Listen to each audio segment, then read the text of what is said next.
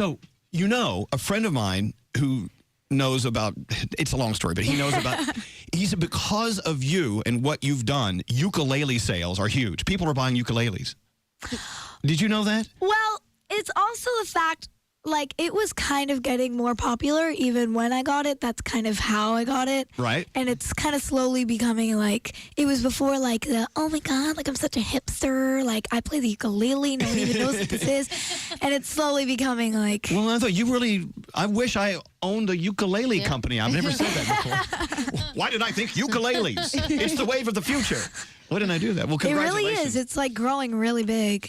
And then the guitar you played on the second song, is that the one that Shawn Mendes gave you? Yes. How cool is that? So cool.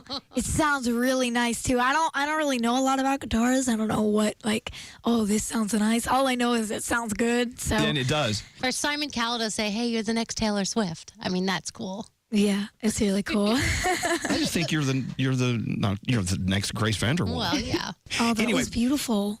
Was so that's really what you are. I mean, it's great to be compared to someone else, but not really. I mean, you are you. Yeah. Let me play that moment for you from Jingle Ball. Okay, yeah. Have you heard this? Yeah, I watched it like 20 times after it happened. Okay, set the stage. You come out on stage at Madison Square Garden. Yeah, right. Which is, please, to play there, it's got to be an amazing thing. It was cool. Like, Fifth Harmony, I got the, like, 20 seconds. And we were originally going to do a full song, but then they're like, we want you to introduce someone, too, so you don't know what's happening. I'm like, okay, as long as I'm, like, there, it's still super cool. And, like, Fifth Harmony was backstage, and they were like, yo, girl, you're going to do great. And I'm like, oh, my gosh, you're Fifth Harmony. And it was crazy. It was a great moment. Well, you went out to do I Don't Know My Name, and you were a little taken aback because everyone in the audience was singing along to your song. So listen to this. Unbelievable. Where is it? Here it is. I don't play by the... Oh, my God, yes. So you say, I'm just trying... Oh, my gosh, that was such a good moment. Okay, we added it a little bit. Thank you.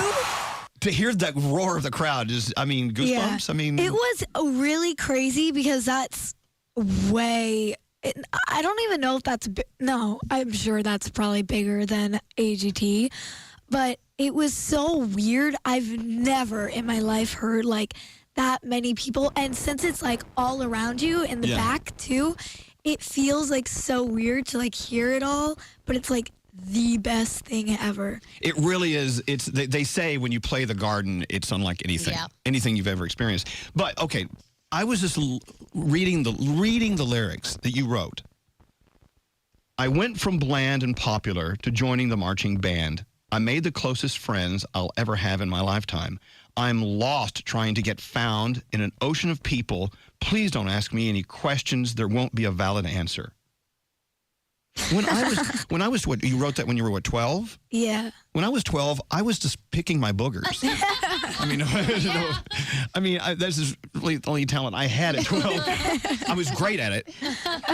It was this finger too. But I mean, seriously. Have you always maybe this is a question for Mom too. Like, have you always been in like poetic? Yeah, like that good at I was never yourself. like, do you want a grilled cheese? Cheese to my heart. Melting. Like, I was never like that. But You never did grilled cheese haiku? I never was like super poetic about anything. When I was little, I made up songs about like random things. But when I got a ukulele when I was 11, I don't know, like I was just like, I'm gonna write a song. That was my first like good-ish song.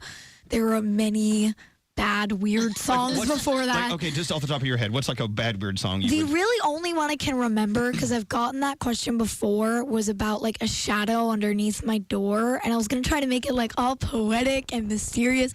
It was so bad. I think I still have it, and I haven't sang it since, but that would be interesting if I tried to sing. I bet you could turn it into a hit. Your mom's crying, by the way. Yeah. Mom, I mean... No, her eyes are watering. Her eyes are always watering. Her eyes are watering. She's had watery eyes ever since this has happened. Yeah, of course. She's very proud of her daughter. Yeah. Wow, if you're just turning us on, Grace VanderWaal is here, and if you just missed her performance. Ooh, God. Well, it's going to be on the replay channel later. No problem. Let me put Jennifer on here. She was trying to get in touch with us. Jennifer, say good morning to Grace VanderWaal. Hi, Grace. You have me like bawling in the car as I'm trying to shuffle my kids into class. I'm so wrapped. I watched you the entire time through America's Got Talent this year, and I'm just like, I'm getting ready to cry again. And my mascara is not waterproof, so I can't. That is the worst. Always go for waterproof. So you watched her through the entire season. I mean, you watched her go from 0 to 60 and win it all. I mean, you were there. 0 to 60, and you were my favorite. Thank you. I really wouldn't be here without you. Every vote. Wow. Seriously, you are adorable and stay the way you are, and I appreciate everything. Well, wait a minute. What does that mean? I needed you today. Well, what does that mean, stay the way you are? How is she? She's, I don't want to say vulnerable, but just so pure and just, I mean, Grace, you're so graceful and you're so pure, and I needed you today. Oh, thank you. See what music does? You guys should have put me on because now I'm emotional. We all are. She's got to go teach her kids. I know. Jennifer, you're fabulous. Thank you for your call. That was a great call. Thank you. Thank Love you. you guys. Thank you. Have a good day. Wow. Are you used to all this love? I mean, does it make you uncomfortable? Or do you really love No, the I've had the some warmth? weird encounters, but only a few times. Most of the time, it's really heartwarming and amazing. Right. The weird ones are weird. Creepy. There has to be something really, I don't know, validating about writing a song like this, kind of putting your heart out there and having so many people say, yeah, I feel the exact same way. Yeah, especially when you're like, it's weird how things kind of come together, and it's weird how like fate works. I believe in it. I don't know. Everyone believes different things, but every little thing kind of led me to where I am. And when you think about it, like someone made this video for my birthday, and then it just made me rethink my entire life. I was just laying in my bed, staring at the ceiling for like an hour, just rethinking everything. And it's so weird how everything like aligns up perfectly. Every like little mistake. Like I asked for a ukulele for my birthday, and my mom said no because she thought I would never use it. And then strangely enough, we had a girl from Brazil stay at our house, and she had it's like weird things that kind of brought me to where I am. So I think there's a message in that to just trust, right? Yeah, that things will fall where they absolutely. need to. Frickin' follow your gut. I have trusted my gut so much, and I was just on the phone with Simon Cowell. Oh, okay. And he was like doing a little check-in about the EP, and then he was just like, the way you followed your gut, and it's true, because there's so many things where people are like, that's going to end so badly. You're going to totally mess up everything. It could potentially end everything that's brought you to where you are. And then I do it anyways, and it works amazingly because I just feel like I know this is going to work. Well, that's it. That's awesome. You just got to believe in yourself and just go do it. And you know what? Mistakes will be made. Yeah. And you will be disappointed every once in a while, but it always comes back twice as great as it was before the disappointment. You got to take chances in life. Yes. And we always say there's a thin line between fear and excitement because they really are the same thing. Yeah. You know, it's good to be a little afraid sometimes. Adrenaline rushing. Yeah, I know. You get high off of it. It's like, it's fantastic. And it will propel you to wherever you want to go and beyond. Do you Yeah. still talk to Howie Mandel? No. Did he If I'm going to be completely honest, like, I just watched one of his live streams, and he was like, oh, hey, Grace is watching. But no, not really. Was he that germophobic? I need to know. It was strange because it's weird how people's minds work. He is fine hugging, fist bump, because I think he's had like therapy and stuff.